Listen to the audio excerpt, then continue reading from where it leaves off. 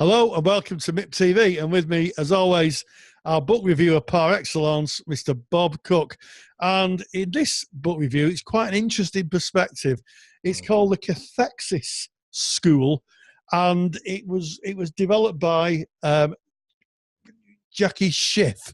Correct. And it's called the Catharsis Reader, so it's a compendium of her work, I'm guessing. It's a major theory. Book. It's a very, very important book because transaction analysis evolved from 1969, really started in 61 with the four major TA books by Eric Byrne, the founder of TA. But in that decade, of course, came some of the more, the people that really surrounded Eric Byrne. And a very well-known person of that time was called Jackie Schiff. And she was a social worker with her husband, Mo Schiff, in 61, 62. And they worked really with disturbed people, unwell people, if you like. Mm-hmm. And many of the disturbances she came across when she was dealing with the mentally ill, if you want to put it that way, in the 1960s. And of course, in America, people who were particularly unwell often went into asylums and were left and medicated with drugs, and you didn't see them again. Yeah. So she worked with these types of people, and she had a mission, really, to use transaction analysis to help cure them.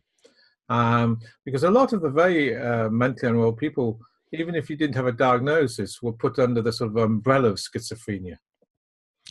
Yes, that's interesting, isn't it? Because it is, and it still remains a very wide diagnosis even now, doesn't it? It's very wide diagnosis. So historically, the model was developed to work with people who are really unwell and maybe, dare I say, psychotic. Oh, definitely. They definitely had periods of psychosis. Yes. And they were out of touch with reality a lot of the time. And they were, as I said, they were left in the wards really to fend for themselves, or they were medicated.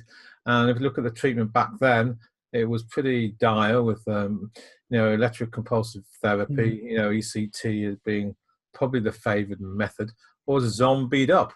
So they really were. It wasn't a good time really for the people who were pretty unwell in those days. And so she had a mission really with her husband, Mo Schiff, to use psychotherapy or the early transaction analysis methods with this population. And Eric Byrne died in 1970, but by then she developed some of her ideas on how to work with this population. And she created her own school, which is called the Cathexis School. Cathexis means an explosion of energy, basically. And her theories were really around what she called radical reparenting. Yes. So what I'm getting from this is that she developed the idea of a treatment planning around the reparenting, repatriative style of working with the client. What would that look like, Bob, in terms of how the therapist interacted with the clients? Yeah, well, just let me paint the picture. Oh, right, okay. So in TA, you've got three distinct ego states. Yes. When you come from the parent ego state, you come thinking and feeling and behaving as if you were your parent. Adult is adult reality, and child is the past. So Jackie Schiff dealt with the parent ego state. And she was saying people who are unwell at this level have many, many internalized parental introjects, if you want to put it that way, which were highly disturbed and dysfunctional. And these parents, these internalized parents, bore down on the child through narrative and persecutory narrative, which was half the problem. So if you could help the child decommission, or if you like, replace those parental messages, and they, through regression and hypnosis, took on healthy messages or healthy parental introjects, then they could become well again.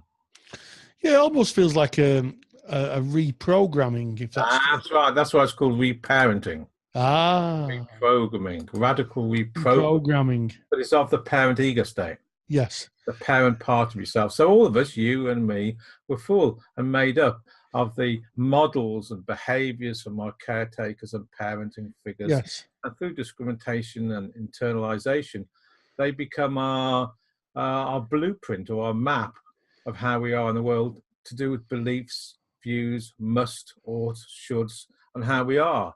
And that makes up the parent ego state in TA terms.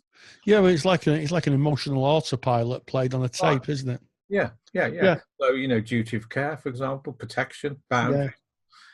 That's all the parent ego state.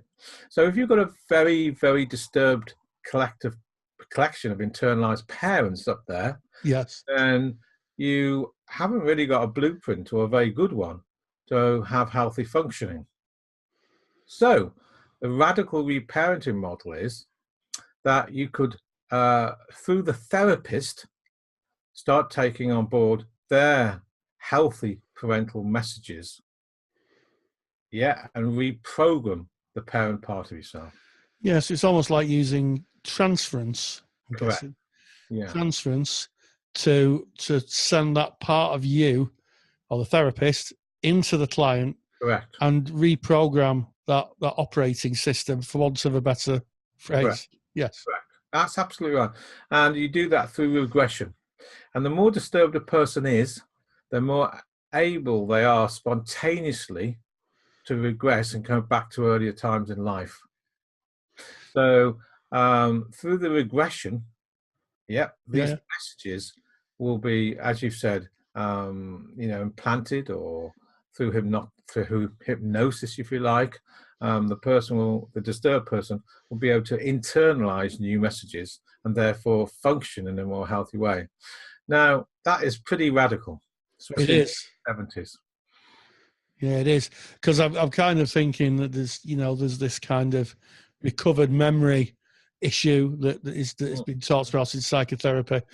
And also I'm kind of thinking about false memory syndrome as well. Yes, absolutely. Yes. Absolutely.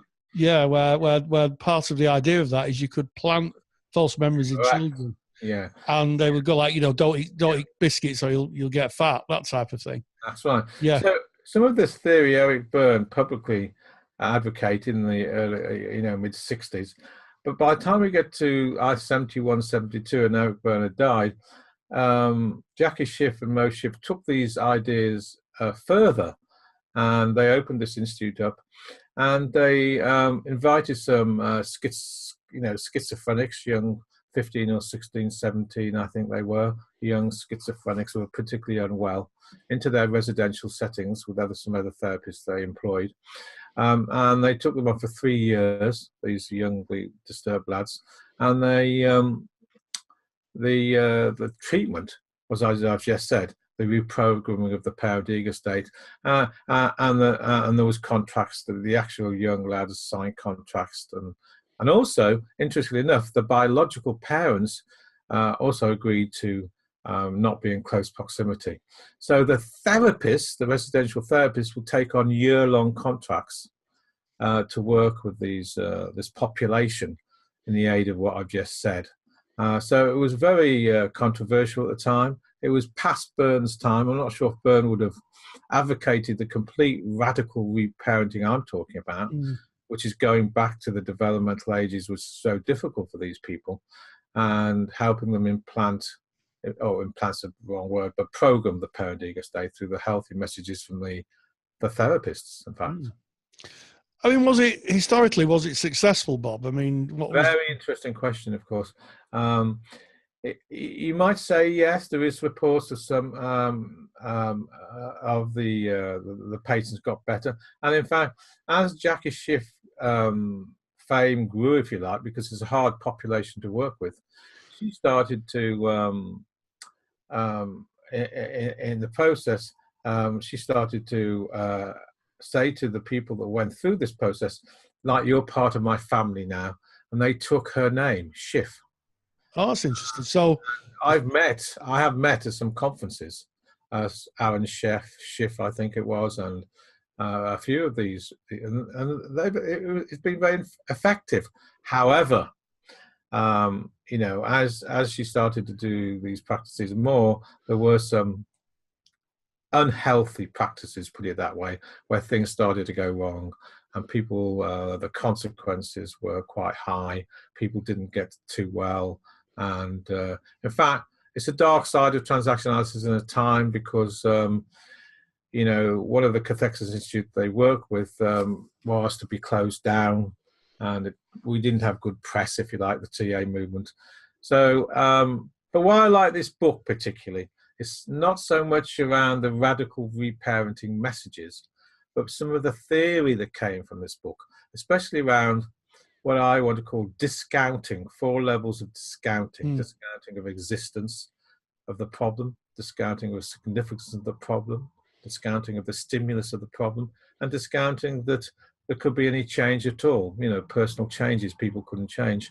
And also some ideas on passive behaviors that we, you know, the passive behaviors of don't think, incapacitation and violence, agitation, not doing anything.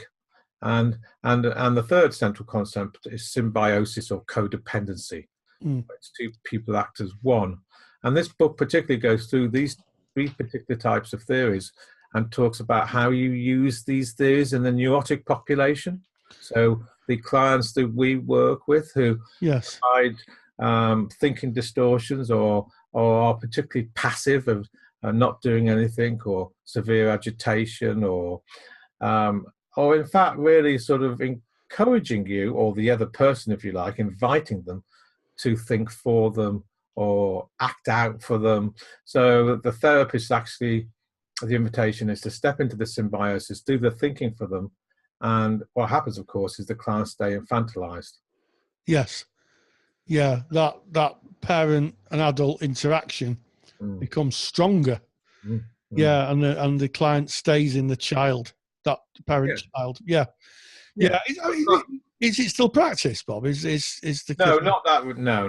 No psychotherapist, no TA psychotherapists would do any of this radical reparenting. No. However, most TA therapists will think about passive behaviours that people actually do to come from, and they will think about symbiosis, where clients will invite the therapist to think for them or to act out for them instead of being able to think themselves.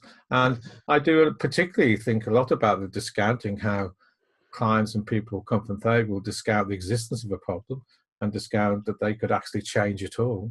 Yes. So think of depression, for example. People who come, you know, with depression, always, well, not always, but many times will talk about, oh, the clouds come over them, and will go to a hopeless place, a victim place, and come from a place of discounting the ability to change themselves.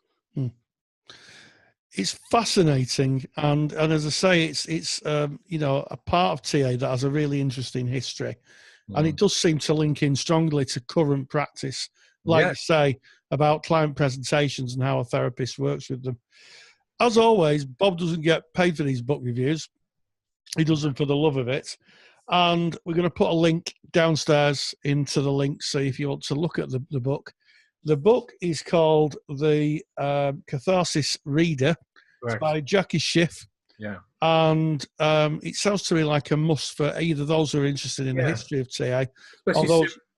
especially symbiosis, so the idea of codependency, the idea that clients seduce the therapist to do the thinking and behaving for them instead of actually growing up and doing themselves and taking responsibility.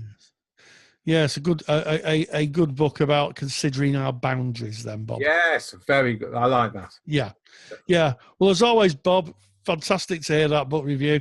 Let's have some comments downstairs in the comments section. I'm really interested, sure Bob is, to know what you think about the book reviews, and specifically this one.